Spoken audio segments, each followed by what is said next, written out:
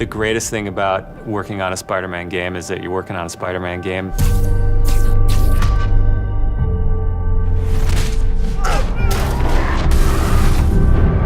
The hardest thing is that it's a Spider-Man game. We really care about storytelling here at Insomniac. And I think that's how we go into every day we come here. There's this push to really get it right. One of the most compelling things about Spider-Man is just when Peter Parker and Spider-Man's worlds collide. And we've tried really hard to weave the two stories together to create a story that is not necessarily just a superhero story, but a human story as well.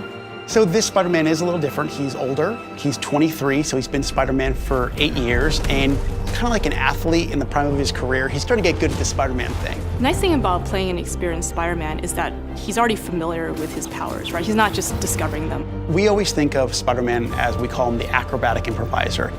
He's looking for not only how he can take advantage of the way the enemies are positioned, but what around him. Could he use this object to grab with his webs and throw at an enemy? We want people to not only see the enemies in front of them, but the environment around, to take advantage of both of them. He also knows that the criminals out in the city know how he works as well, so he's got to mix it up. So even though he is more experienced, the challenges are going to be bigger than he's ever faced before.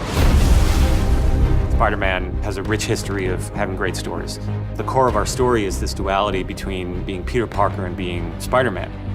What's cool about Mr. Negative is that he also has a duality. He's got his positive side as Martin Lee, who runs the homeless shelters in the city, but he also has his negative side. When Peter makes the connection that the leader of the inner demons is the guy who my aunt works for, we got the perfect collision of those two worlds. So many people have their own vision of what Spider-Man should look like, what he should sound like, and in the end, we just have to put a new and fresh twist on who he is. And for us, it's really, really important to deliver those big spectacle moments, those near impossible scenarios that only someone like Spider-Man can survive, and put you in that action. You got this, you got this, you got this!